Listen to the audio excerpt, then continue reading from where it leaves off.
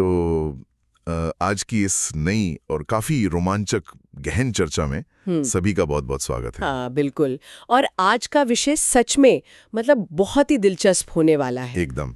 आज का हमारा ये जो विश्लेषण है ना, ये क्लाउड आर्किटेक्चर और डेटा सुरक्षा की दुनिया के एक ऐसे विषय पर आधारित है जिसने पिछले कुछ सालों में पूरे आईटी परिदृश्य को ही बदल कर रख दिया है। सही कहा, ये एक बहुत बड़ा बदलाव है। तो आज हम जिस विषय की गहराई में जाने वाले हैं वो है AWS क्लाउड वातावरण में जीरो ट्रस्ट सिक्योरिटी आर्किटेक्चर को लागू करना।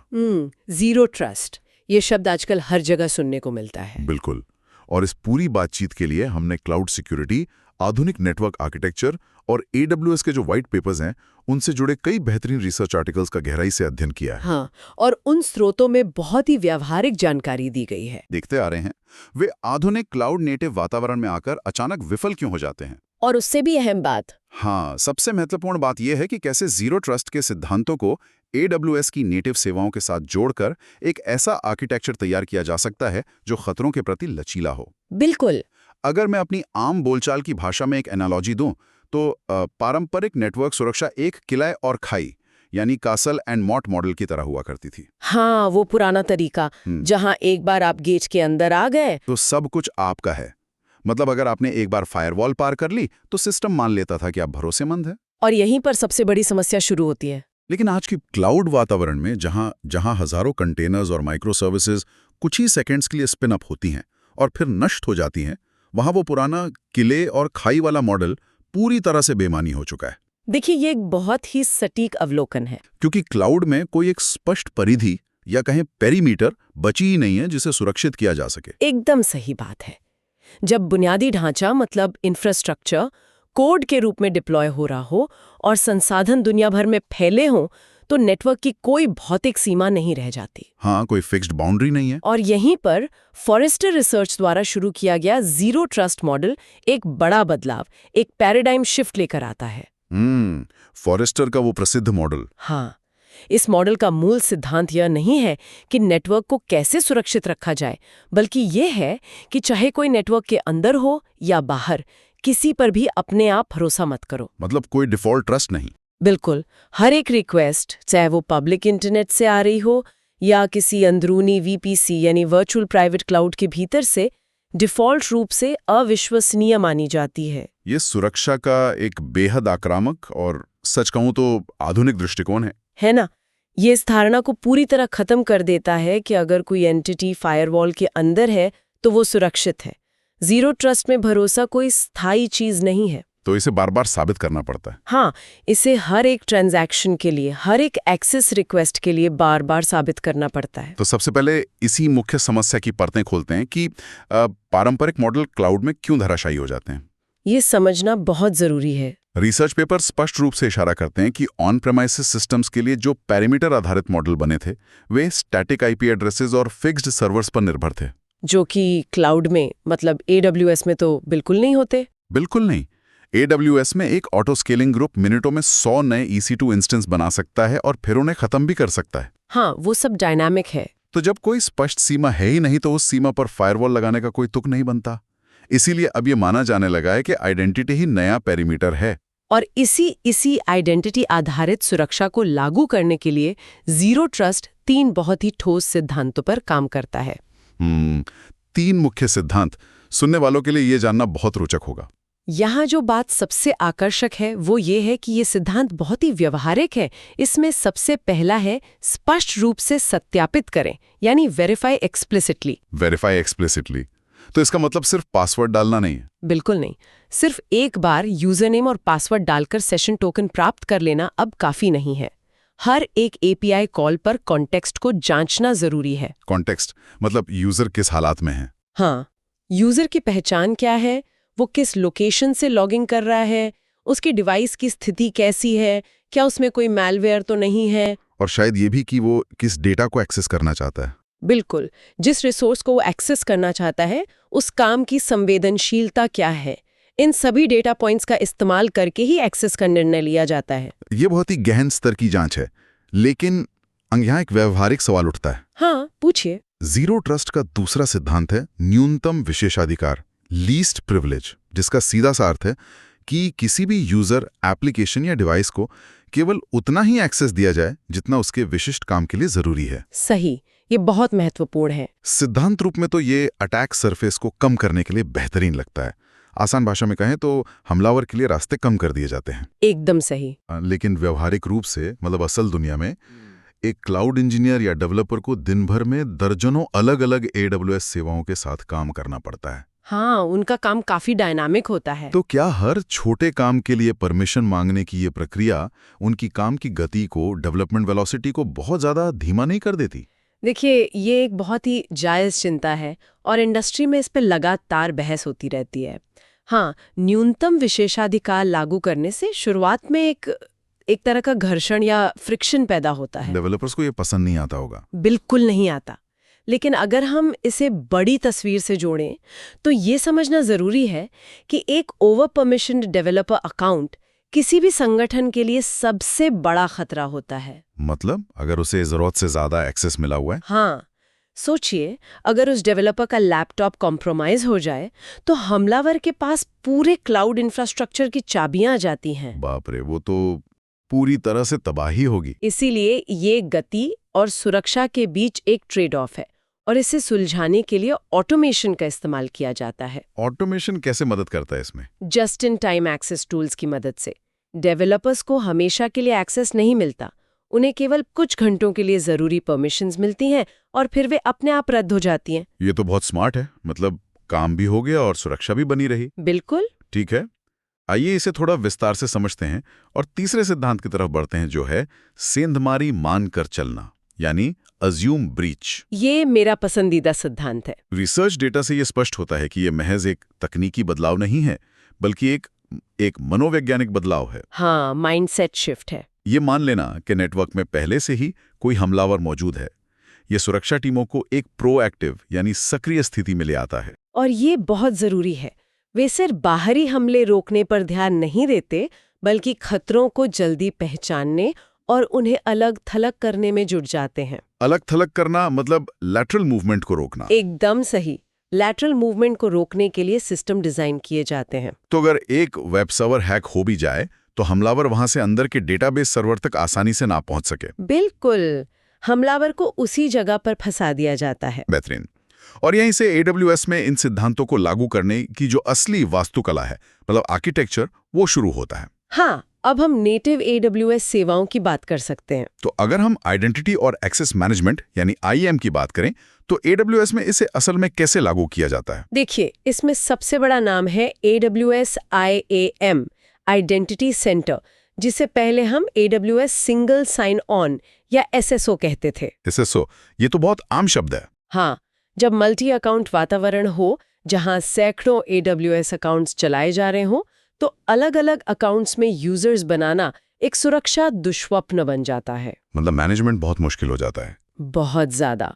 इसीलिए आइडेंटिटी सेंटर पहचान और एक्सेस को एक ही जगह से यानी केंद्रीकृत रूप से मैनेज करने में मदद करता है। तो ये केंद्रीकृत सिस्टम काफी प्रभावी है। इसके साथ ही रोल्स का इस्तेमाल भी तो बहुत अहम हो जाता है ना? बहुत अहम।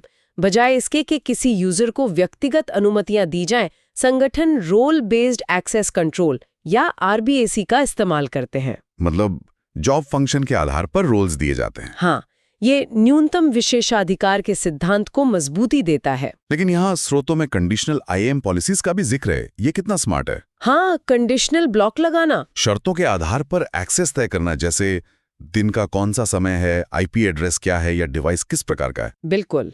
किसी भी पॉलिसी में ये शर्तें जोड़कर सुरक्षा को अगले स्तर पर ले जाया जा सकता है।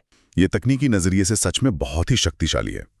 अब अगर हम सिर्फ व्यक्तिगत यूजर से ऊपर उठकर संगठनात्मक प्रशासन, ऑर्गेनाइजेशनल गवर्नेंस के स्तर पर विचार करें तो एक और बड़ा कॉन्सेप्ट सामने आता है, विस्फोट का दायरा या ब्लास्ट रेडियस को कम करना। हाँ, इस ब्लास्ट रेडियस वाले हिस्से को समझना बहुत जरूरी है। बहुत से संगठनों को लगता है कि AWS में मल्टी अकाउंट आर्किटेक्चर सिर्फ बिलिंग को आसान बनाने के लिए होता है, लेकिन ऐसा बिल्कुल नहीं है। सुरक्षा के लिहाज से ये एक बहुत ही अहम जीरो ट्रस्ट रणनीति है, क्योंकि एक सिंगल AWS अकाउंट के अंदर नेटवर्क और अनुमतियां बहुत जल्दी आपस में उलझ सकती हैं और एक गलती से सब कुछ कॉम्प्रोमाइज हो सकता है। बिल्कुल। लेकिन अगर वर्कलोड्स को अलग अलग अकाउंट्स में मतलब आइसोलेट करके बांट दिया जाए तो एक हार्ड बाउंड्री बन जाती है। अगर एक जगह जैसे डेवलपमेंट अकाउंट में सेंधमारी होती भी है तो उसका असर बाकी जगह जैसे प्रोडक्शन पर नहीं होता। और इन सभी अलग-अलग अकाउंट्स पर एक साथ नियम लागू करने के लिए AWS ऑर्गेनाइजेशंस के जरिए सर्विस कंट्रोल पॉलिसीज यानी SCPs का इस्तेमाल किया जाता है। SCPs, ये तो काफी पावरफुल होती है। बहुत पावरफुल। ये कई अकाउंट्स पर एक साथ लागू होती हैं और इसके साथ ही गार्ड रेल्स और परमिशन बाउंड्रीज का भी जिक्र करना जरूरी है, जो ये तय करते हैं कि किसी यूजर को अधिकतम कितनी अनुमति मिल सकती है। हाँ, भले ही किसी के पास एडमिन एक्सेस हो, वो परमिशन बाउंड्री को पार नहीं कर सकता। ये तो बहुत तगड़ी सुरक्षा हो गई। अब तक हमने आइडेंटिटी की बात की, लेकिन नेटवर्क को कैसे छुपाया जाए? मतलब डेटा को पब्लिक इंटरनेट से कैसे बचाया जाए? ये क्लाउड में एक बहुत बड़ा सवाल है और यहीं पर AWS प्राइवेट लिंक और VPC एंड पॉइंट्स काम आते हैं। ये कैसे काम करते हैं? सामान्य तौर पर जब कोई इंस्टेंस किसी AWS सेवा से बात करता है तो ट्रैफिक इंटरनेट गेटवे के जरिए पब्लिक इंटरनेट से होकर गुजर सकता है, जो कि बहुत असुरक्षित है। लेकिन प्राइवेट लिंक और VPC एंड पॉइंट्स के जरिए इंटरनेट गेटवे या VPN की जरूरत के बिना VPC और AWS सेवाओं के बीच एक सुरक्षित प्राइवेट कनेक्शन बन जाता है। मतलब डेटा पूरी तरह से AWS नेटवर्क के अंदर ही रहता है। बिल्कुल, डेटा कभी पब्लिक इंटरनेट पर जाता ही नहीं है। ये तो कमाल का आर्किटेक्चर है। इसके साथ ही नेटवर्क लेयर पर माइक्रो सेगमेंटेशन की भूमिका भी तो है। हाँ, माइक्रो सेगमेंटेशन। सिर्फ VPC बना लेना काफी नहीं है, उसके अंदर भी जीरो ट्रस्ट होना चाहिए। एकदम। सिक्योरिटी ग्रुप्स और NACL यानी नेटवर्क एक्सेस कंट्रोल लिस्ट का इस्तेमाल करके इंस्टेंस के स्तर पर बेहद बारीक एक्सेस कंट्रोल लागू किया जाता है। मतलब अगर एक सर्वर को दूसरे से बात करने की जरूरत नहीं है तो वो बात नहीं कर सकते। बिल्कुल, डिफॉल्ट रूप से सब कुछ ब्लॉक होता है। यहाँ से ये विषय और भी ज्यादा रोचक हो जाता है, क्योंकि हम अतिरिक्त सुरक्षा परतों की बात कर रहे हैं। हाँ, कॉन्टेक्स्ट अवेयर पॉलिसीज जैसे IAM कंडीशन कीज और MFA मतलब मल्टी फैक्टर ऑथेंटिकेशन की अहमियत। इसके बिना तो जीरो ट्रस्ट अधूरा है और इसमें डिवाइस आधारित एक्सेस कंट्रोल का भी बड़ा रोल है। सुनिश्चित करना कि केवल भरोसेमंद और कंप्लायंट डिवाइस ही संवेदनशील संसाधनों तक पहुंच सकें। बिल्कुल, अगर डिवाइस अपडेटेड नहीं है तो उसे एक्सेस नहीं मिलेगा। ये सब सुनने में तो बहुत शानदार लगता है, लेकिन इसे लागू करना इतना आसान नहीं है। वही मैं कहने वाला था, चुनौतियों और रुकावटें भी तो होंगी। बहुत सारी हैं। अगर हम इसे बड़ी तस्वीर से जोड़ें तो इसके इतने फायदे होने के बावजूद संगठनों को बहुत संघर्ष करना पड़ता है। रिसर्च में दी गई चुनौतियों के बारे में बात करते हैं। पहली चुनौती क्या है? पहली है कई अकाउंट्स के बीच आइडेंटिटी मैनेजमेंट की जटिलता। मतलब हजारों रोल्स और यूजर्स हो जाएं तो ट्रैक करना मुश्किल हो जाता है। हाँ, इसे आइडेंटिटी स्प्रॉल कहते हैं। और दूसरी चुनौती मुझे लगता है ये यूजर एक्सपीरियंस से जुड़ी होगी। बिल्कुल सही। कड़ी सुरक्षा और यूजर की सुविधा यानी यूजेबिलिटी के बीच सही संतुलन बनाना। सुरक्षा टीमें चाहती हैं सब लॉक हो जाए और डेवलपर्स चाहते हैं उन्हें काम करने की आज़ादी मिले। और ये घर्षण रोज का है। तीसरी चुनौती है लगातार निगरानी, कंटिन्यूअस मॉनिटरिंग करने में लगने वाले भारी संसाधन। हर लॉग और हर API कॉल को रिकॉर्ड करना और एनालाइज करना, ये तो बहुत महंगा और मुश्किल होगा। बहुत ज्यादा। इतनी जानकारी होती है कि असली खतरे छिप जाते हैं। और चौथी चुनौती? चौथी सबसे बड़ी है सांस्कृतिक और संगठनात्मक बदलाव। मतलब पुरानी आदतों को छोड़ने में टीमों का विरोध। हाँ, किसी पर भरोसा न करने वाले मॉडल पर आना इंसानी फितरत के खिलाफ लगता है। के लिए इस पूरे विषय का सारांश ये है कि जीरो ट्रस्ट AWS में कोई एक स्विच नहीं है जिसे ऑन किया जा सके। बिल्कुल नहीं, बल्कि ये AIM, SCPs और VPC एंडपॉइंट्स जैसी नेटिव सेवाओं का एक रणनीतिक उपयोग है। एक परतों वाला लेयर्ड अप्रोच है। और सुनने वालों के लिए इसकी अहमियत समझना बहुत जरूरी है।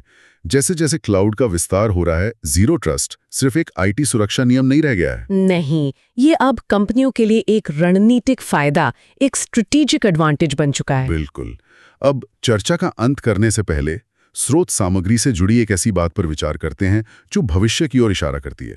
भविष्य की बात। एक विचारोत्तेजक सवाल जो हमारे सामने आता है। एक गंभीर सवाल ये उठता है कि जैसे जैसे हम भविष्य की ओर बढ़ रहे हैं, क्लाउड इतना जटिल हो गया है कि इंसानों के लिए हर चीज मॉनिटर करना असंभव है। हाँ, AI की जरूरत तो पड़ेगी ही। बिल्कुल। लेकिन अगर जीरो ट्रस्ट की इन जटिल और डायनामिक पॉलिसीज को पूरी तरह से आर्टिफिशियल इंटेलिजेंस संभालने लगे तो क्या होगा? ये सोचने वाली बात है। क्या एक ऐसा समय आ सकता है जब कोई एआई सिस्टम जीरो ट्रस्ट के नियमों का इतनी सख्ती से पालन करे कि वो खुद इंसानी एडमिनिस्ट्रेटर्स को ही सबसे बड़ा खतरा मान ले बाप रे। और उन्हें उनके ही सिस्टम से बाहर कर दे? क्या अत्यधिक सुरक्षा हमारी अपनी पहुंच के लिए ही खतरा बन सकती है? ये तो एक साइंस फिक्शन फिल्म जैसा परिदृश्य है। लेकिन आज की तकनीक को देखते हुए ये बिल्कुल संभव लगता है। एक ऐसा एआई जो इंसानों की गलतियों को सबसे बड़ा अटैक सरफेस मान ले। सुनने वालों के लिए एक बहुत ही गहरा विचार है जिस पर वे खुद भी मंथन कर सकते हैं। बिल्कुल। खैर, सुनने वालों को इसी विचार के साथ छोड़ते हुए हम आज की इस गहन चर्चा को यहीं समाप्त करते हैं। इस जटिल लेकिन रोचक विषय पर बात करके बहुत मजा आया। अगली बार फिर मिलेंगे एक नए और दिलचस्प विश्लेषण के साथ। धन्यवाद।